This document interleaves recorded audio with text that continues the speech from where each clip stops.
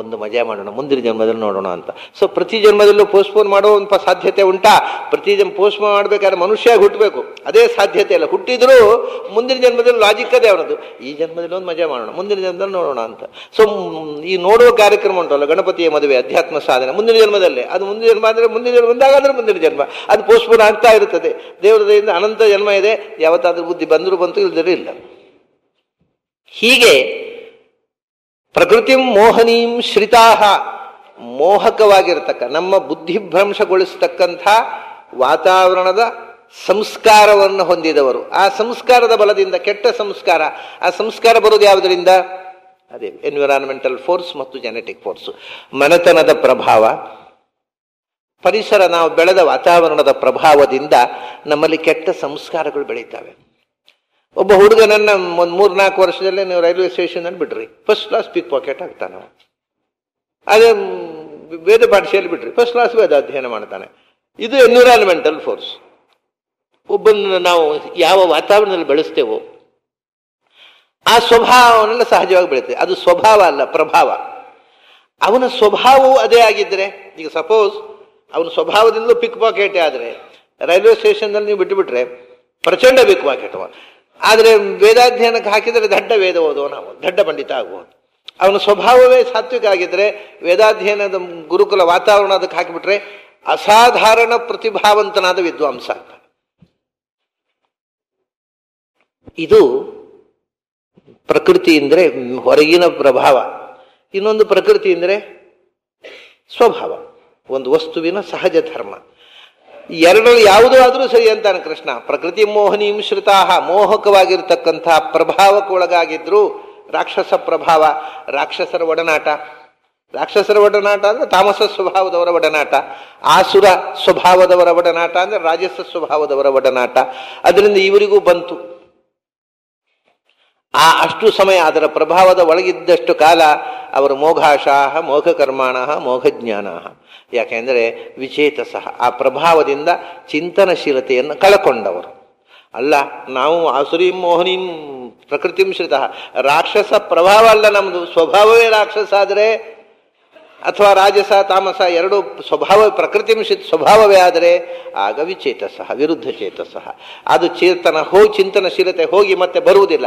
ಅದಾದರೆ temporary. ಮತ್ತೆ ಅವನ ಸ್ವಭಾವ ಸಾತ್ವಿಕ ಆದಾಗ ಸಾತ್ವಿಕರ ಪ್ರಭಾವಕ್ಕೊಳಗಾದರೆ ಮತ್ತೆ ನಿಜವಾದ ಸಾತ್ವಿಕತೆ ಅಭಿವ್ಯಕ್ತ ಆದರೆ ಬಂತು. ಸ್ವಭಾವವೇ ತಾಮಸ ಆದರೆ ವಿಚೇತಸಃ. ಯಾವಾಗಲೂ ಚಿಂತನೆಯೇ ವಿರುದ್ಧವಾದ ಚಿಂತನೆ, ಸಹಜವಾದ ಚಿಂತನೆಯೇ ಇಲ್ಲ. ಆದರೆ ಎಲ್ಲರೂ ಭಗವಂತನನ್ನ ಜ್ಞಾನಾನಂದ ಸ್ವರೂಪಾನ್ ಚಿಂತನೆ ಇದೆಲ್ಲ ಆಯಿತು. ರಾಕ್ಷಸ ಸ್ವಭಾವ ಅಸುರ ಬೈತಿ, ನಿನ್ನನ್ನು ಜ್ಞಾನಾನಂದ ಸ್ವರೂಪಾನ್ ಚಿಂತನೆ ಮಾಡೋರು ಇದ್ದಾರೋ? ಬೇಕಾಷ್ಟು ಮಂದಿ ಇದ್ದಾರೆ ಅಂತ ಕೃಷ್ಣ. ಮಹಾತ್ಮಾನಸ್ತು ಮಾಂ ಪಾರ್ಥ ದೈವೀಂ ಪ್ರಕೃತಿ ಆಶ್ರಿತ. ದೈವಿ ಪ್ರಕೃತಿ ಅಂದರೆ ಸಾತ್ವಿಕ ಪ್ರಕೃತಿ, ರಾಜಸ ಮತ್ತು ತಾಮಸ ಪ್ರಕೃತಿಯನ್ನು ರಾಕ್ಷಸೀಂ ಆಸುರೀಂ ಅನ್ನುವುದನ್ನು ಹೇಳಿದ. ದೈವೀಂ ಪ್ರಕೃತಿಂ ಆಶ್ರಿತ, ದೇವತೆಗಳ ಸ್ವಭಾವ. ಅದನ್ನು ಮುಂದೆ ಹೇಳ್ತಾನೆ. ದೈವಿ ಸಂಪತ್ತು ಮತ್ತು ಆಸುರ ಸಂಪತ್ತು ಅಂದರೆ ಏನು ಅನ್ನೋದನ್ನು ವಿಶ್ಲೇಷಣೆ ಮುಂದೆ ಬರುತ್ತೆ ವಿಸ್ತಾರವಾಗಿ. ಮುಖ್ಯವಾಗಿ ದೈವಿ ಸಂಪತ್ತು ಅಂದರೆ ದೇವ ಅಂದರೆ ದಿವುದ್ಯುತೋ, ಬೆಳಕಿನ ದಾರಿ. ಬೆಳಕಿನ ದಾರಿಯಲ್ಲಿ ಸಾಕ್ತಕ್ಕಂಥ ಸ್ವಭಾವ. ತಮೋಗುಣ ಅಂದರೆ ಕತ್ತಲೆ, ರಜಸ್ಸು ಅಂದರೆ ಬೆಳಕಿಗೆ ಹೋಗುವುದು. ಬೆಳಕು ಯಾವುದು ಕತ್ತಲೆ ಯಾವುದು ಅಂತ ಗೊತ್ತಿಲ್ಲದೆ ಇರುವುದು ರಜೋಗುಣ. ಬೆಳಕಿಗೆ ಹೋಗುವುದು, ಇದು ಬೆಳಕೋ ಕತ್ತಲೆಯೋ ಅದು ನೋಡುವ, ಅತ್ಲೆ ಹೋಗುವ, ಕತ್ತಲೆ ಹೋಗೋದು. ಇದೇ ಬೆಳಕು, ಇದು ಕತ್ತಲೆ ಅಂತ ಕಾಣುತ್ತೆ, ಇದೆಲ್ಲ ಬೆಳಕು ಅಂತ ಕಾಣುತ್ತೆ. ಈ ಕಡೆ ಬರೋದು, ಪುನಃ ಆ ಕಡೆ. ಇದು ಬೆಳಕು ಕತ್ತಲೆಗಳನ್ನು ನಿರ್ಣಯಿಸಲಾಗದೆ ಕತ್ತಲೆಯನ್ನು ಬೆಳಕು ಅಂತ ತಿಳಿದು, ಬೆಳಕನ್ನು ಕತ್ತಲೆ ಅಂತ ತಿಳಿದು ಅತ್ತಿತ್ತ ಸುಳಿದಾಡ್ತಾ ಇರುವುದು ಅದು ಆಸುರ ಸ್ವಭಾವ. ಕತ್ತಲೆಯನ್ನೇ ಬೆಳಕು, ಇನ್ನು ಮುಂದೆ ಹೋದರೆ ಬೆಳಕು, ಬೆಳ್ಳಂ ಬೆಳಕು, ಅದೇ ದಾರಿಯಲ್ಲಿ ಮುಂದೆ ಹೋಗುವುದು ತಾಮಸ, ರಾಕ್ಷಸ ಸ್ವಭಾವ. ಬೆಳಕಿನ ದಾರಿಯಲ್ಲೇ ಸಾಗುವುದು ದೈವಿ ಸ್ವಭಾವ. ದೀವು ಅಂದರೆ ದಿವು ದ್ಯುಧಾತುವಿಗೆ ದ್ಯುತ ಒಂದು ಬೆಳಕು ಅಂತ ಅರ್ಥ. ದೇವಂ ದೈವೀಂ ಪ್ರಕೃತಿ ಅಂದರೆ ಬೆಳಕಿನ ಸ್ವಭಾವ. ಬೆಳಕಿನ ಕಡೆಗೆ, ಬೆಳಕು ಅಂದರೆ ಜ್ಞಾನ, ಪ್ರಕಾಶ, ಜ್ಞಾನದ ದಾರಿ, ಸತ್ಯದ ದಾರಿ, ಬೆಳಕಿನ ದಾರಿಯಲ್ಲಿ ಸಾಗುವವರು ದೈವೀಂ ಪ್ರಕೃತಿ ಆಶ್ರಿತ. ಅವರನ್ನು ಕೃಷ್ಣ ಹೇಳ್ತಾನೆ ಮಹಾತ್ಮಾನಃ, ಪುಣ್ಯಾತ್ಮರಪ್ಪ ಅವರು, ಭಗವಂತನನ್ನು ತಿಳಿಯುವ ಭಾಗ್ಯ ಪಡೆದವರು. ಆದ್ದರಿಂದ ಯಾರಾದರೂ ಸತ್ಯವನ್ನು ತಿಳಿಯುವ ದಾರಿಯಲ್ಲಿ ಸಾಗ್ತಾ ಇದ್ದರೆ ಸಸಾರ ಮಾಡಬೇಡ. ಸತ್ಯದ ದಾರಿಯಲ್ಲಿ ಸಾಗಬೇಕಾಗಿದ್ದರೆ ಆ ಮೆಟ್ಲು ಸಿಗಬೇಕಾಗಿದ್ದರೆ ಎಷ್ಟು ಜನ್ಮ ಬೇಕಾಗತ್ತೆ. ಎಷ್ಟೋ ಜನ್ಮಗಳಲ್ಲಿ ಹುಡುಕಿ ಹುಡುಕಿ ಹುಡುಕಿ ಸತ್ಯದ ದಾರಿಯಲ್ಲಿ ಸಾಗುವ ಮೆಟ್ಲು ಸಿಕ್ಕಿಬಿಟ್ಟಿದೆ ಅವರಿಗೆ. ಇನ್ನು ದಾರಿ ತಪ್ಪುವ ಭಯ ಇಲ್ಲ ನೋಡಿ. ಮೆಟ್ಲಲ್ಲಿ ಮೇಲೆ ಹೋಗ್ತಾನೆ ಇರೋದು. ಮೆಟ್ಲು ಸಿಗೋ ತನಕ ಕಷ್ಟ. ಮೆಟ್ಲು ಸಿಕ್ಕಿದ ಮೇಲೆ ಒಂದು 2ನೇ ಮೆಟ್ಲು 3ನೇ ಮೆಟ್ಲು, ಮತ್ತೆ ಮೆಟ್ಲಿಂದ ಜಾರಿ ಬೀಳದೆ ಇದ್ದರೆ ಸರಿ. ಮೆಟ್ಲಲ್ಲೇ ಹೋದರೆ ದಾರಿ ತಪ್ಪಲ್ಲ. ಹಾಗಾಗಿ ಸತ್ಯದ ಮೆಟ್ಟಲು ಸಿಕ್ಕಿ ಬೆಳಕಿನ ಎತ್ತರಕ್ಕೆ ಏರುವವರು ಅವರು ಮಹಾತ್ಮರು. ಮಹಾತ್ಮಾನಸ್ತು ಮಾಂ ಪಾರ್ಥ ದೈವೀಂ ಪ್ರಕೃತಿಮಾಶ್ರಿತಾ. ಬೆಳಕಿನ ಸ್ವಭಾವದವರು, ಸಾತ್ವಿಕ ಸ್ವಭಾವದವರು, ದೇವತೆಗಳ ಸ್ವಭಾವವನ್ನು ಮೈಗೂಡಿಸಿಕೊಂಡವರು ಮಹಾತ್ಮರು ಪಾರ್ಥ ಪಾರ್ಥ ಅಂತಾರೆ. ಅರ್ಜುನನನ್ನ ಕೃಷ್ಣ ಪ್ರೀತಿಯಿಂದ ನಿನ್ನೆ ಹೇಳಿದೆ ನಾನು. ಕೌಂತೆಯ, ಕುಂತಿ ಅಂದರೆ ಸೋದರತ್ತೆ, ಪ್ರಧಾನ್ ಸೋದರತ್ತೆ. ಕೃಷ್ಣ ಒಂದೊಂದು ಸಂದರ್ಭದಲ್ಲಿ ಅರ್ಜುನನನ್ನ ಗೊಂದಲಗೊಳಿಸುವುದಕ್ಕೋಸ್ಕರ ಹೀಗೆ ಕರೀತಾನೆ, ಪಾರ್ಥ. ಪಾರ್ಥ ಅಂದರೆ ನನ್ನ ಸೋದರತ್ತೆ ಮಗನೇ ಅಂದ ಹಾಗೆ ಅಲ್ವೇ. ಪ್ರಥ ಅಂದರೆ ಸೋದರತ್ತೆ, ನನ್ನ ಸೋದರತ್ತೆ ಮಗನ. ಓಹೋ, ಕೃಷ್ಣನಿಗೂ ಕೂಡ ರಿಲೇಷನ್ಶಿಪ್ನ ಬಗ್ಗೆ ಎಷ್ಟು ಮೋಹ, ಬಾಂಧವ್ಯ ಪ್ರಜ್ಞೆ ಜಾಗೃತವಾಯಿತು. ಅರ್ಜುನನ ಬಾಂಧವ್ಯ ಪ್ರಜ್ಞೆಯಿಂದಲ್ವ ಅವನು ಮೋಹ, ಬಂಧುಜಾಲ ಮೋಹ ಸಮೃತ, ಬಂಧುಗಳನ್ನು ಕೊಲ್ಲಬೇಕಲ್ವ ಅಂತ ಅದರಿಂದ ಕಡಿದು ಹಾಕಬೇಕು ಅಂತ ಹೊರಟವ ಕೃಷ್ಣ. ಅವನೇ ಬಾಂಧವ್ಯವನ್ನು ಒಂದೊಂದು ಸರ್ತಿ ಎತ್ತಿ ತೋರಿಸಿದ ಹಾಗೆ ಮಾಡ್ತಾನೆ. ಆದರೆ ಅದಕ್ಕೆ ಬೇರೆ ಬೇರೆ ಆಯಾಮಗಳಿಂದ ಬೇರೆ ಬೇರೆ ಅರ್ಥಗಳಿದೆ ಅಂತ ನಾನು. ಪಾರ್ಥ ಅಂದರೆ ಅದು ಒಂದಾಯಿತು, ಪೃಥೆಯ ಮಗ ಅಂತ. ಈ ನಾವು ಕುಂತಿಯ ಮಗ ಅನ್ನೋದಕ್ಕೆ ಒಂದು ಅರ್ಥ ನೋಡಿದ್ದೇವೆ ನಾವು. ಪೃಥ ಅಂತಂದ್ರೆ ಅಥವಾ ಪೃಥು, ಪೃಥಾ, ಪೃಥ ಅಂದರೆ ಪ್ರಥ ವಿಸ್ತಾರೆ ಅಂತ ಧಾತುವಿನಿಂದ ಬಂದದ್ದು. ಯಾವುದು ಹಬ್ಬಿಕೊಂಡಿದೆಯೋ ಸುಮಾರಾಗಿ ಅದು ಪ್ರಥ, ಪೃಥು ವಿಸ್ತಾರೆ ಅಂತ. ಹಬ್ಬಿರುವುದು, ಎಲ್ಲ ಕಡೆ ತುಂಬಿರುವಂಥ ಶಕ್ತಿ. ಪ್ರಥ ಅಂದರೆ ನಿಜವಾಗಿ ಪ್ರಥನ ಶಕ್ತಿ, ಎಲ್ಲ ಕಡೆ ವ್ಯಾಪಿಸುವ ಶಕ್ತಿ. ಎಲ್ಲ ಕಡೆ ವ್ಯಾಪಿಸುವ ಶಕ್ತಿ ಅಂದರೆ ಸರ್ವಗತತ್ವ. ಅದು ಭಗವಂತನ ಒಂದು ಕ್ವಾಲಿಟಿ. ಎಲ್ಲ ಕಡೆಯೂ ಭಗವಂತ ಇದ್ದಾನೆ ಅಂತ ತಿಳಿದವರು ಪಾರ್ಥರು. ಪ್ರಥಾ ಯಾರ ಕಾನ್ಸೆಪ್ಟ್ನಲ್ಲಿ ಇದೆ ಅವರು ಪ್ರಾರ್ಥರು, ಅಥವಾ ವೇದಾರ್ಥವನ್ನು ಪಾಲನೆ ಮಾಡುವವರು ಪಾರ್ಥರು. ವೇದಾರ್ಥಭೂತರಾಗಿರತಕ್ಕಂಥ ಭಗವಂತನನ್ನು, ಭಗವಂತನ ಗುಣಗಳನ್ನು ಸದಾ ಪಾನ ಮಾಡುವವರು ಪಾರ್ಥರು. ಹೀಗೆ ಅದನ್ನು ನಾವು ಅಧ್ಯಾತ್ಮವಾಗಿ ತಗೊಂಡಾಗ ನಾವೆಲ್ಲರೂ ಪಾರ್ಥರಾಗಬೇಕಾಗತ್ತೆ. ವೇದಾರ್ಥ ಪಾನ, ವೇದಾರ್ಥ ಪಾಲನ ಮಾಡ್ತಾ ಪಾರ್ಥರಾಗಬೇಕು. ಆ ಪ್ರಥಾ ಅಂದರೆ ಹಬ್ಬಿರುವ, ಎಲ್ಲೆಡೆಯೂ ಹಬ್ಬಿರುವ ಸರ್ವಗತವಾದ ಶಕ್ತಿಯನ್ನ ನಮ್ಮೊಳಗೂ ನಾವು ಕಾಣಬೇಕು. ಹೀಗೆ ಎರಡು ಅರ್ಥದಲ್ಲೂ ನೀನು ಪಾರ್ಥಪ್ಪ. ನೀನು ಬರೀ ಕುಂತಿಯ ಮಗ ಅಂತ ನಾನು ಪಾರ್ಥ ಅಂತ ಕರೀತಾ ಇಲ್ಲ. ಸಾಮಾನ್ಯ ಹೀಗೆ ಪಾರ್ಥರು ಅಂದರೆ ಯಾರು ಅಪಾರ್ಥರ ಅಲ್ವೋ ಅವರೆಲ್ಲ ಪಾರ್ಥರು. ಕೆಲವರು ಹೇಳಿದ, ಕೆಲವು ಪಂಡಿತರಿಗೆ ಅಪಾರ್ಥವೇ ಆಗೋದು, ಅವರು ಎಂದೂ ಪಾರ್ಥರಾಗೋದಿಲ್ಲ. ಅಪಾರ್ಥ ಆಗೋ ಪಂಡಿತರು, ಪಾರ್ಥ ಆಗೋ ಪಂಡಿತರು ಅಂತ ಎರಡು ಥರ. ಕೆಲವರಿಗೆ ಅಪಾರ್ಥವೇ ಆಗೋದು, ಅಂಥವ್ರ ಕೈಲಿ ಪಾಠ ಕೇಳಲಿಕ್ಕೆ ಕೂತವ್ರ ಕಥೆ ಮುಗಿಯಿತು. ಕೆಲವರಿಗೆ ಪಾರ್ಥವೇ ಆಗೋದು ಅಂದರೆ ಯಥಾರ್ಥವೇ, ಅಪಾರ್ಥ ಅಲ್ಲದ್ದು ಪಾರ್ಥ, ಅಪಗತ ಅರ್ಥ ಅಲ್ಲ. ಮಹಾತ್ಮಾನಸ್ತು ಮಾಂ ಪಾರ್ಥ ದೈವೀಂ ಪ್ರಕೃತಿಮಾಶ್ರಿತ. ಅವರು ದೈವೀ ಸ್ವಭಾವಕ್ಕೆ ಒಳಗಾದವರು, ಜ್ಞಾನದ ದಾರಿಯಲ್ಲಿ ಸಾಗುವವರು. ಭಜಂತಿ ಅನನ್ಯ ಮನಸಃ ಜ್ಞಾತ್ವಾ ಭೂತಾದಿ ಅವ್ಯಯಂ. ಅವರು ನನ್ನನ್ನು ಭಜನೆ ಮಾಡ್ತಾರಪ್ಪ. ಭಜಂತಿ ಅಂದರೆ, ಭಜನೆ ಮಾಡೋದು ಅಂದರೆ ತಾಳಗಿಳ ಏನೋ ಬೇಡ, ತಾಳ ಇಲ್ಲದೆ ಭಜನೆ ಮಾಡುವವರು ಅವರು. ತಾಳ ಇದ್ರೂ ಅಡ್ಡಿ ಇಲ್ಲ, ಭಜನೆ ಮಾಡುವುದಕ್ಕೆ ಅಂತ. ಭಜನೆ ಮಾಡೋದು ಅಂದರೆ ಭಕ್ತಿ ಮಾಡುವುದು. ಭಕ್ತಿ ಮಾಡಲಿಕ್ಕೆ ತಾಳ ಬೇಕಾ? ಸದ್ದು ಗದ್ದಲ ಮಾಡ್ಲಿಕ್ಕೆ ತಾಳ ಬೇಕಷ್ಟೇ. ಭಕ್ತಿ ಮಾಡ್ಲಿಕ್ಕೆ, ಭಕ್ತಿ ಸೈಲೆಂಟ್ ಆಗಿ ಮಾಡುವಂಥ, ಅದಕ್ಕೆ ತಾಳ ಇದ್ರೆ ಏನು ತಪ್ಪಿಲ್ಲ, ತಾಳ ತಪ್ಪಬಾರ್ದು ಅಷ್ಟೇ. ತಾಳ ಇರೋದಕ್ಕೆ ಅಡ್ಡಿ ಇಲ್ಲ, ಭಕ್ತಿ ಮಾಡಬೇಕು. ಅದರೊಟ್ಟಿಗೆ ತಾಳ ಇದ್ರೆ ಇಲ್ಲಿ, ಭಕ್ತಿ ಇಲ್ಲದ ತಾಳ ಇದ್ದೇನು ಉಪಯೋಗ ಮಾಡೋದು? ಅದಕ್ಕೆ ತಾಳನೋ ಹರಿ ತಾಳನೋ ಅಂತ ದಾಸರು ಹೇಳಿದ್ರು. ನಮ್ಮಲ್ಲಿ ಒಳಗೆ ತಾಳಮೇಳ ಇಲ್ಲದೆ, ಭಗವಂತನಿಗೂ ನಮಗೂ ಒಂದು ತಾಳಮೇಳ ಇಲ್ಲದೆ ಇದ್ದರೆ ಹೊರಗಿನ ತಾಳ ತಟ್ಟಿ ಸುಮ್ಮನೆ ಪಬ್ಲಿಕ್ ನ್ಯೂಸೆನ್ಸ್ ಅಷ್ಟೇ, ಇನ್ನೇನು ಉಪಯೋಗ ಇಲ್ಲ ಅದು. ಕೆಲವು ಹಾಗೆ ಇರುತ್ತೆ ಭಜನೆ. ಆ ತಾಳ ಅವರು ಹಾಡುವ ಪದ್ಯಕ್ಕೂ ಅವರು ತಾಳಕ್ಕೂ, ಆ ಪದ್ಯ ತಾಳದಲ್ಲಿರೋದಿಲ್ಲ, ರಾಗದಲ್ಲೂ ಇರೋದಿಲ್ಲ. ಯಾಕೆಂದರೆ ಅವರು ಸಪ್ತಶ್ರುತಿಗಳಿಗೂ ಸೇರದ ಸ್ವರದವರು ಕೆಲವರು ಇರ್ತಾರೆ. ಅವರು ಅಷ್ಟಮ ಶ್ರುತಿಯಲ್ಲಿ ಹಾಡ್ತಾರೆ. ಆ ಅಷ್ಟಮ, ಅದು ಏನು ಭಗವಂತನ ಪ್ರೀತಿ, ಕೇಳುವವರಿಗೆ ಹಿಂಸೆ ಆಯ್ತಲ್ಲ, ದೇವರಿಗೂ ಹಿಂಸೆನೇ ಅದು. ಅಷ್ಟಮ ಶ್ರುತಿಯಲ್ಲಿ ಸಪ್ತಸ್ವರಗಳು ಇರೋದು, ಅಷ್ಟಮ ಸ್ವರದಲ್ಲಿ ಹಾಡ್ತಾರೆ ಕೆಲವರು, ಅದಕ್ಕೆ ತಾಳ ಮತ್ತೆ ಕೇಳು. ಆದ್ದರಿಂದ ಅದಲ್ಲ, ಭಜಂತಿ ಅನನ್ಯ ಮನಸಃ ಅಂತ. ಭಕ್ತಿ ಮಾಡ್ತಾರೆ ನನ್ನನ್ನು, ಭಜಂತಿ ನನ್ನನ್ನು ಭಕ್ತಿ ಮಾಡ್ತಾರೆ. ಹೇಗೆ ಅಂದರೆ ಅನನ್ಯ ಮನಸಃ, ಬೇರೆ ಕಡೆ ಮನಸ್ಸೇ ಹೋಗುವುದಿಲ್ಲ ಅವರಿಗೆ. ಕೇವಲ ನನ್ನನ್ನೇ ಯೋಚನೆ ಮಾಡ್ತಾರೆ, ನನ್ನನ್ನೇ ಪ್ರೀತಿಸ್ತಾರೆ, ನನ್ನಲ್ಲೇ ಮನಸ್ಸಿಡ್ತಾರೆ. ಅದು ಭಕ್ತಿ, ಅದು ಭಜನೆ ಅಂತ. ಭಜನೆ ಅಂತಂದ್ರೆ ತ್ವಮಾಂ ಭಜಸ್ವ ಪದ್ಮಾಕ್ಷಿ ಏನ ಸೌಖ್ಯಂ ಲಭಾಮ್ಯಹಂ. ಭಜನೆ ಇಬ್ಬರೂ ಭಜನೆ ಮಾಡಬೇಕು. ಒಬ್ಬರು ಈಗ ಎರಡು ತಾಳ ಒಟ್ಟು ಸೇರ್ಬೇಕಲ್ಲ, ಹಾಗೆ ಭಜನೆ ಅಂದರೆ ಇಬ್ಬರು. ನಾವು ದೇವರನ್ನು ಭಜನೆ ಮಾಡಬೇಕು, ದೇವರು ನಮ್ಮ ಭಜನೆ ಮಾಡಬೇಕು. ಅಂದರೆ ಮಾತ್ರ ನಿಜವಾದ ಭಜನೆ ಆಗೋದು. ಭಜನೆ ಅಂದರೆ ಏನರ್ಥ ಆಗಾಯ್ತು ಹಾಗಾದ್ರೆ ಪ್ರೀತಿ. ಪ್ರೀತಿಯ ದೊಡ್ಡವರನ್ನ ಪ್ರೀತಿಸುವುದೇ ಭಕ್ತಿ. ನಾವು ದೇವರನ್ನು ಪ್ರೀತಿಸಬೇಕು, ದೇವರು ನಮ್ಮನ್ನು ಪ್ರೀತಿಸಬೇಕು, ಅಂದರೆ ಭಜನೆ ಆಯ್ತು. ಇಲ್ಲದಿದ್ರೆ ಒನ್ ಸೈಡೆಡ್ ಆಯ್ತು. ಅದಕ್ಕೆ ಭಜಂತಿ ಅವನು ಕೃಷ್ಣ ಹೇಳ್ತಾನೆ, ಅವರು ಮಹಾತ್ಮರಪ್ಪ ಎಷ್ಟು ಪ್ರೀತಿ ನೋಡಿ ಕೃಷ್ಣನೇ ಕೂಡ ಅವರ ಮೇಲೆ. ಅವರು ನನ್ನನ್ನು ಪ್ರೀತಿಸ್ತಾರೆ, ನಾನು ಅವರನ್ನು ಪ್ರೀತಿಸ್ತೀನಪ್ಪ.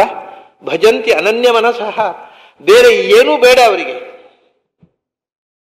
ಭಗವಂತನ ನೆನಪು ಒಂದು ಬಿಟ್ಟು ಇನ್ನೇನೂ ಬೇಡ ಅಂತ ಕೂತು ಬಿಡ್ತಾರೆ. ಅಂಥವನ್ನ ನಾನು ಹೇಗೆ ಮರೆಯಲಿ? ನನ್ನನ್ನು ಅವರು ಮರೆಯೋಲ್ಲ, ಅವರನ್ನು ನಾನು ಮರೆಯೋಲ್ಲ. ಯಾಕೆ ಪ್ರೀತಿಸ್ತಾರೆ? ಜ್ಞಾತ್ವಾ ಭೂತಾದಿಂ ಅವ್ಯಯಂ, ನನ್ನನ್ನು ಬಿಟ್ಟು ಉಳಿದ ಎಲ್ಲವೂ ನಶ್ವರ ಅನ್ನೋದು ಗೊತ್ತಾಗಿದೆ ಅವರಿಗೆ. ಅವರಿಗೆ ಶಾಶ್ವತವಾದ ಸತ್ಯ ಬೇಕು. ಅದು ನನ್ನನ್ನು ಬಂದು ಸೇರಿದಾಗ ಮಾತ್ರ ಉಳಿದದ್ದು ಎಲ್ಲ ವ್ಯಯ.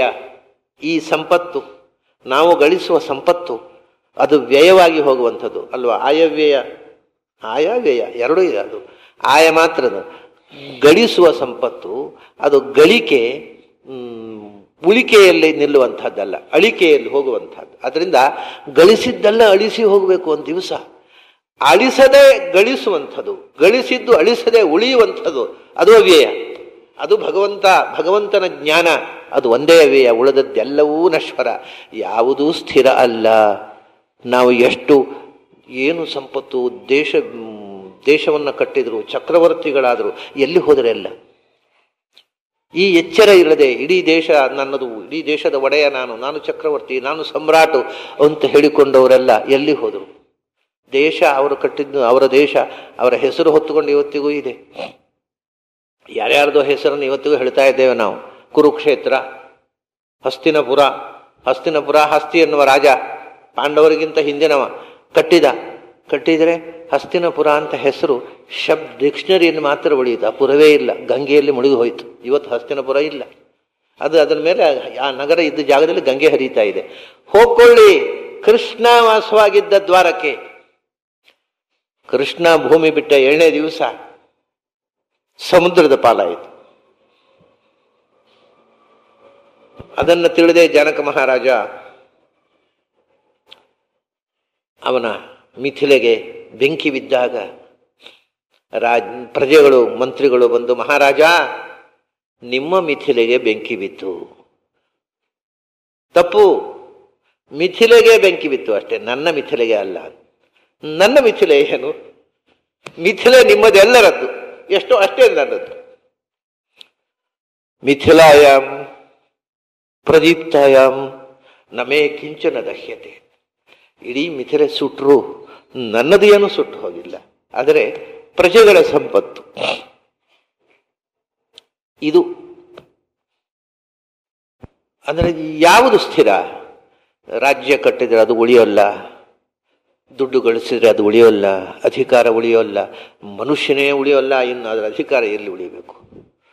ಅವನು ಒಂದು ಸಂಸ್ಥೆಗೆ ಅಥವಾ ಒಂದು ದೇಶಕ್ಕೆ ನಾನೇ ಸರ್ವಾಧಿಕಾರಿ, ಎಷ್ಟು ಸಮಯ? ಆ ಜೀವ ಅಷ್ಟೇ.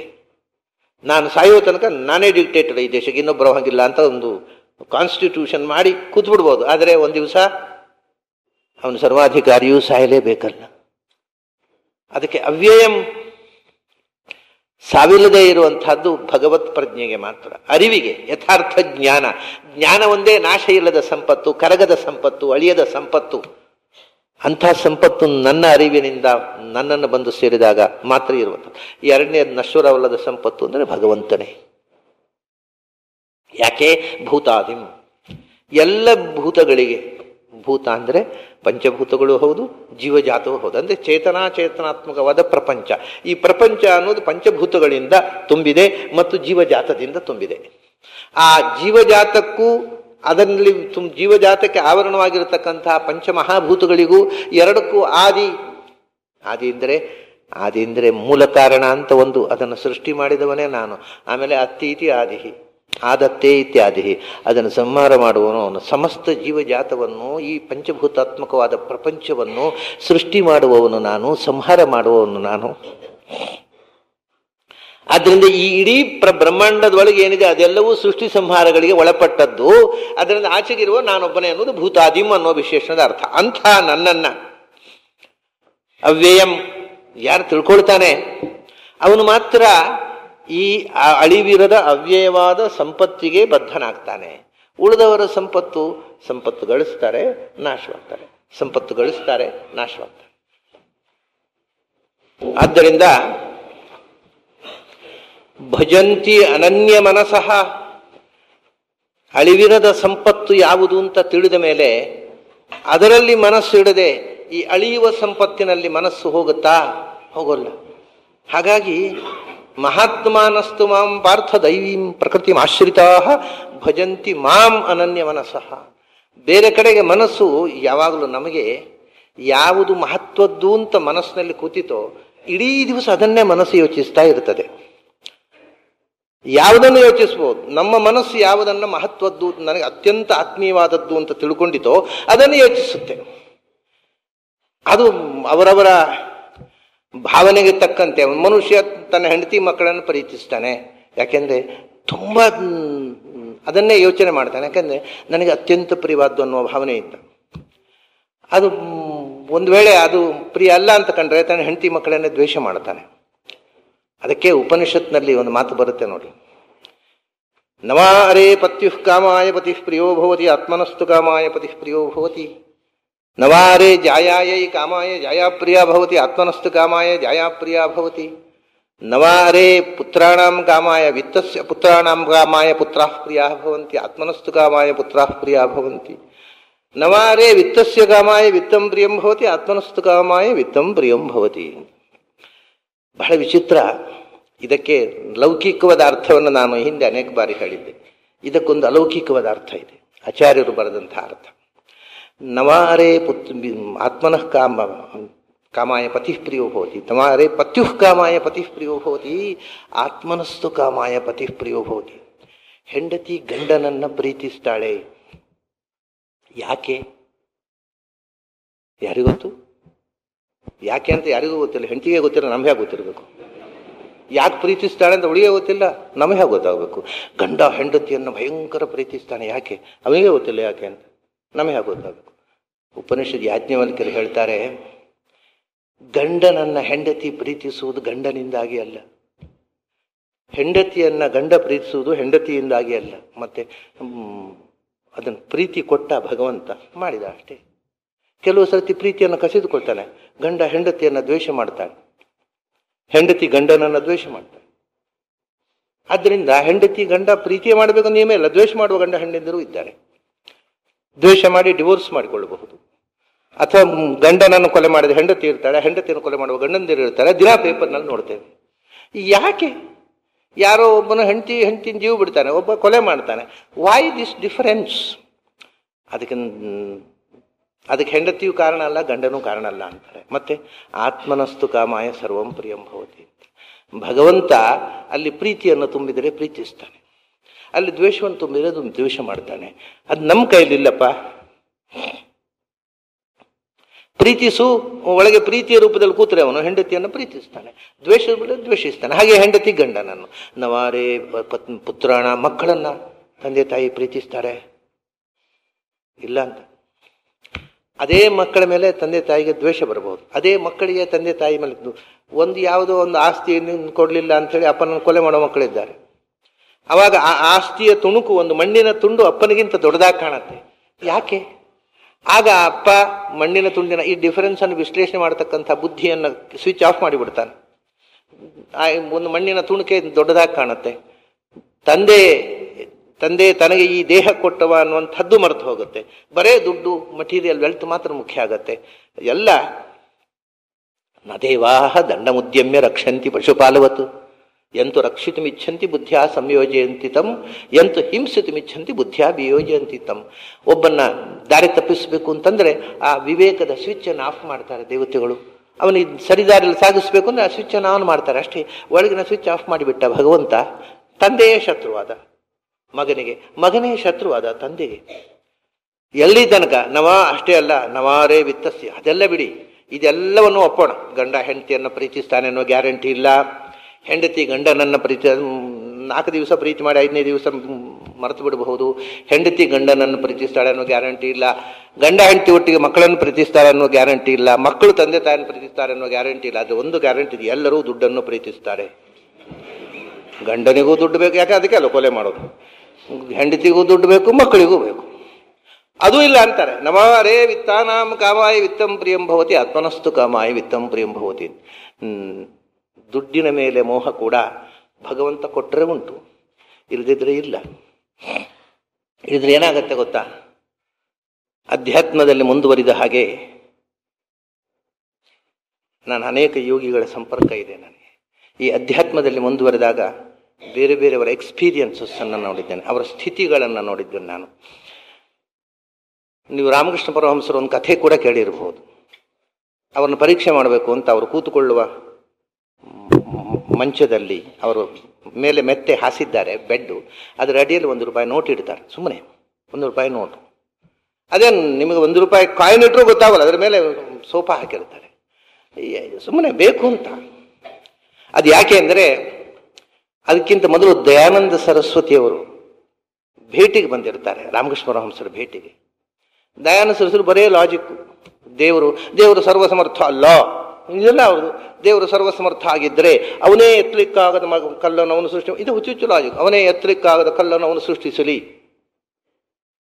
ಅದು ಸರ್ವಸಮರ್ಥ ಅಲ್ಲ. ಇಂಥದ್ದೆಲ್ಲ ವಾದ. ಅದಕ್ಕೆ ಸರಿಯಾದವರು ನಂತರ ಬ್ರಹ್ಮಕುಮಾರಿಗಳು ಹುಟ್ಟಿದ್ರು. ದೇವರು ಸರ್ವಗತ ಅಲ್ಲ, ಯಾಕೆಂದ್ರೆ ಅವನಿಗೆ ಈ ಬೆಂಗಳೂರಿನ ಗಠಾರದ ವಾಸನೆಯನ್ನು ಅನುಭವಿಸ್ಕೊಂಡಿರ್ಬೇಕಾಗತ್ತೆ, ಆದ್ದರಿಂದ ಅವನು ಎಲ್ಲೋ ಹೆಡ್ ಕ್ವಾರ್ಟರ್ಸ್ನಲ್ಲಿ ಇದ್ದಾನೆ. ಈ ಎಲ್ಲ ಹುಚ್ಚು. ಅವರೊಬ್ರು ಸಮರ್ಥ ಅಲ್ಲ ಅಂದು, ಇವರು ಸರ್ವಗತ ಅಲ್ಲ. ಕಡೆ ಬರೇ ಅಲ್ಲ ದೇವರು ಯಾರು ಅಂದ್ರೆ ಅಲ್ಲ ದೇವರು ಅಂತ ಆಯ್ತು. ಇಷ್ಟೆಲ್ಲ ದುಡ್ಡು ಅವ್ರ ವಿಷಯ ಏನಂದ್ರೆ ಬಂದು ಅವರನ್ನ ರಾಮಕೃಷ್ಣ ಪರಮಹಂಸರು ಹೇಳಿದರು. ದಯಾನಂದ ಸರಸ್ವತಿಯವರು ಹೀಗೆಲ್ಲ ವಾದ ಮಾಡಿದರು ದೇವ್ರ ಬಗ್ಗೆ. ಬರೇ ವಾಕ್ಯಾರ್ಥ, ತರ್ಕ ನಿಶ್ಚಿತ ಚಿತ್ತವೃತ್ತಿಭಿರಪ್ರ ತರ್ಕ್ಯ ಮಹೋದಯನ್ನ ತರ್ಕ ಮಾಡಿದರು. ಸರಿ ಹೋದ್ರು. ದಯಾನಂದ ಸರಸ್ವತಿಯವರು ಹೋದ ಮೇಲೆ ಶಿಷ್ಯರು ಕೇಳಿದರು ರಾಮಕೃಷ್ಣ ಪರಮಹಂಸರ ಹತ್ರ, ಹೇಗೆ ಅವರು ವೇದಕ್ಕೆಲ್ಲ ವ್ಯಾಖ್ಯಾನ ಬರೆದವರು, ವೈದಿಕ ಧರ್ಮ ಉದ್ಧಾರ ದೀಕ್ಷಿತರು, ಹಾಗೆ ನಿಮಗೇನಿಸ್ತು ಅಂತ. ಮಹಾರಾಜಸ ಮನುಷ್ಯ, ಸಾತ್ವಿಕ ಅಂಶವೇ ಇಲ್ಲ ಅದರಲ್ಲಿ ಅಂತಂದ್ಬಿಟ್ರು ಅವರು. ಅಷ್ಟಾದ ಕೂಡಲೇ ರಾಮಕೃಷ್ಣ ಪರಮಹಂಸರ ಉದ್ಗಾರಕ್ಕೆ ನೋಡಿ ಇವ್ರದ್ದು ಏನು ಸಾತ್ವಿಕತೆ ನೋಡಬೇಕು ಅಂತ ಶಿಷ್ಯರಿಗೆ ₹1 ಇಟ್ರು ಅಡಿಯಲ್ಲಿ. ಇವ್ರು ಪಾಪ ಬಂದರು, ಕೂತವ್ರೆ ಎದ್ರು. ಅದು ಏನೋ ಇದೆ ಅಲ್ಲಿ, ನಾನು ಕೂತ್ಕೊಳ್ಳಿಕ್ಕೆ ಆಗೋದಿಲ್ಲ, ಬೇಗ ತೆಗೀರಿ ಅಲ್ಲಿಂದ, ಅದನ್ನು ಕೂಡ್ಲಿಕ್ಕೆ ಆಗೋಲ್ಲ ನನಗೆ, ಅದ್ರಲ್ಲಿ ಏನೋ ಇದೆ ತೆಗೀರಿ. ತೆಗೆದರೆ ಬಟ್ಟೆ ತೆಗೆದರೆ ಅಡಿಯಲ್ಲಿ ಒಂದು 2 ಇಟ್ಟಿದ್ದಾರೆ ನೋಟು. ಅಂಥದ್ದು ಏನಾಗುತ್ತೆ ಅಂದರೆ ದುಡ್ಡು ಬೇಕು ಅಂತ ಅನಿಸುವುದು ಅಷ್ಟೇ, ಬೇಡ ಅಂತ ಅನಿಸುವ ಸ್ಥಿತಿ ಮನುಷ್ಯನಿಗೆ ಬರ್ಬೋದು. ಯಾವುದೂ ಸ್ಥಿರ ಅಲ್ಲ. ದುಡ್ಡು ನೋಡಿದ್ರೆ ಅಸಹ್ಯ ಆಗುವಂಥ ಸ್ಥಿತಿಯೂ ಬರ್ಬೋದು. ಅವನ ದುಡ್ಡಿನ ಮೇಲೆ ಆಸೆ ಕೊಟ್ಟರೆ ಉಂಟು, ಬೇಡ ಅಂತ ಕಾಣಿಸಿದ್ರೆ ಇಲ್ಲ. ದುಡ್ಡು ಬೇಕು ಅನ್ನುವಲ್ಲಿ 2 ವಿಧ ಉಂಟು. ಕೆಲವರೇ ದುಡ್ಡು ಬೇಕು, ಸುಮ್ಮನೆ ದುಡ್ಡು ಮಾಡೋದು, ಬ್ಯಾಂಕ್ನಲ್ಲಿ ಇಡೋದು, ಬಡ್ಡಿ ಕಟ್ಟೋದು, ಜಾಸ್ತಿ ಮಾಡೋದು. ನನಗೆ ದುಡ್ಡು ಬೇಕು ಅಂತ. ದುಡ್ಡು ಬೇಕು, ಆದರೆ ದುಡ್ಡು ಯಾಕೆ? ಕಷ್ಟದಲ್ಲಿದ್ದವರ ನೆರವಾಗೋದಕ್ಕೋಸ್ಕರ, ಯಾವುದೋ ಒಳ್ಳೆಯ ಕೆಲಸ ಅಂದ ದುಡ್ಡು ಬೇಕು ಅಂತ ಒಂದು ಬಯಸಿಗೆಯಲ್ಲಿಯೂ ಸಾತ್ವಿಕ ಬಯಕೆ ಇದೆ, ರಾಜಸ ಬಯಕೆ ಇದೆ, ತಾಮಸ ಬಯಕೆ ಇದೆ. ಎಲ್ಲ ಬೇಕುಗಳು 3 ವಿಧ, ಬೇಡಗಳು 3 ವಿಧ. ಹಾಗೆ ಇದೆಲ್ಲವೂ ಕೂಡ ಆತ್ಮನಸ್ತು ಕಾಮಾಯ, ಭಗವಂತನ ಇಚ್ಛೆಗೆ ಅನುಗುಣವಾಗಿ ಇದಿರುತ್ತಪ್ಪ. ನೀನು ಪ್ರೀತಿಸಬೇಕು ಅಂತ ಭಗವಂತ ಇಚ್ಛೆ ಪಟ್ಟರೆ ಪ್ರೀತಿಸ್ತೀಯ, ದ್ವೇಷಿಸಬೇಕು ಅಂತ ಭಗವಂತ ಸಂಕಲ್ಪ ಮಾಡಿದ್ರೆ ದ್ವೇಷಿಸ್ತೀಯ. ನಮ್ಮ ಕೈಯಲ್ಲಿ ಯಾವುದೂ ಇಲ್ಲ. ಆದ್ದರಿಂದ ನಿಜವಾಗಿ ಪ್ರೀತಿಸುವಂತಹ ವಸ್ತು ಯಾವುದು? ಭಗವಂತ ಅಲ್ಲಿ ಪ್ರೀತಿ ರೂಪನ ಕೂತ್ರೆ ಪ್ರೀತಿ. ಇಲ್ಲದೇ ಇದ್ರೆ ಆಚಾರ ಒಂದು ಕಡೆ ಹೇಳ್ತಾರೆ ಅನುವ್ಯಾಖ್ಯಾನದಲ್ಲಿ, ಎಲ್ಲ ನಮ್ಮನ್ನು ನಾವು ಆತ್ಮನಸ್ತು ಕಾಮಾಯ ಅಂದರೆ ನಾವು ನಮಗೋಸ್ಕರ ಪ್ರೀತಿಸ್ತೇವೆ. ಮ್ಯಾನ್ ಈಸ್ ಸೆಲ್ಫ್ ಸೆಂಟರ್ಡ್ ಅಲ್ಲ. ತನ್ನನ್ನು ತಾನು ಪ್ರೀತಿಸುವುದಿಲ್ಲ ಮನುಷ್ಯ. ಯಾಕೆಂದರೆ ಭಗವಂತ ತಿರುಗಿ ಬಿದ್ದರೆ ತಾನು ಆತ್ಮಹತ್ಯೆ ಮಾಡ್ಕೊಂಡು ಸಾಯ್ತಾನೆ. ಯಾಕೆ ತನ್ನನ್ನು ಪ್ರೀತಿಸುವ ಆತ್ಮಹತ್ಯೆ ಯಾಕೆ ಮಾಡ್ಕೋತಾನೆ? ಅಲ್ಲಿ ಭಗವಂತ ಪ್ರೀತಿ ರೂಪದಿಂದ ತಿರುಗಿಸ್ಬಿಟ್ಟ, ಅವನಿಗೆ ಅವನ ಅಸಹ್ಯನಾಗ್ಬಿಟ್ಟ. ಹಾಗಾಗಿ ಪ್ರೀತಿಸುವುದು ಭಗವಂತನನ್ನು ಅಷ್ಟೇ. ಭಗವಂತ ಪ್ರೀತಿಸು ಅಂದರೆ ಉಳಿದದನ್ನು. ಇದು ತಿಳಿದಾಗ ಭಜಂತಿ ಅನನ್ಯ ಮನಸಃ ಜ್ಞಾತ್ವಾ ಭೂತಾದಿಮವ್ಯಯಂ, ಭಗವಂತನನ್ನು ಪ್ರೀತಿಸುವಂಥ ಈ ಏಕಾಗ್ರತೆ ಅನನ್ಯತೆ ಬಂದ್ಬಿಡುತ್ತೆ. ಯಾರು ಭಗವಂತನ ಅನನ್ಯವಾಗಿ ಪ್ರೀತಿಸ್ತಾರೆ ಅವರಿಗೆ ಭಗವಂತನಿಗೆ ಪಂಚಭೌತಿಕ ಶರೀರ ಇದೆ ಅನ್ನೋದು ಕಲ್ಪಿಸುವುದೂ ಸಾಧ್ಯ ಇಲ್ಲ. ಯಾಕೆಂದರೆ ಅದು ಜ್ಞಾನಾನಂದಮಯ. ಅವರು ಪ್ರೀತಿಸಿದ್ದು ಜ್ಞಾನಾನಂದವನ್ನು ಹೊರತು ಮಣ್ಣಿನಿಂದ ನಿರ್ಮಾಣವಾದ ನಶ್ವರವಾದ ಭೌತಿಕವಾದ ರೂಪವನ್ನು ಅಲ್ಲ. ಜ್ಞಾತ್ವಾ ಭೂತಾದಿಮವ್ಯಯಂ ಅಂಥ ಭಗವಂತನ ಚಿಂತನೆ ಮಾಡಿ ಉದ್ಧಾರ ಆದವರು ಮಹಾತ್ಮರು ಬಹಳಷ್ಟು ಮಂದಿ ಇದ್ದಾರಪ್ಪ ಅಂತ ಕೃಷ್ಣ ಅರ್ಜುನನಿಗೆ ಹೇಳಿರತಕ್ಕ ಮಾತುಗಳನ್ನು, ಇದು ಕೃಷ್ಣನ ಮಾತಲ್ಲ, ವೇದವ್ಯಾಸರು ನಮಗೆ ಶ್ಲೋಕ ರೂಪದಲ್ಲಿ ಕೊಟ್ಟದ್ದನ್ನು ಕಿಂಚಿತ್ ಚಿಂತನ ನಿಮ್ಮ ಮುಂದೆ ಇಟ್ಟೆ ತನ, ನಿಮ್ಮ ಮುಂದೆ ಇಟ್ಟೆ ತನ, ನಿಮ್ಮ ಮುಂದೆ ಇಟ್ಟೆ ತನ.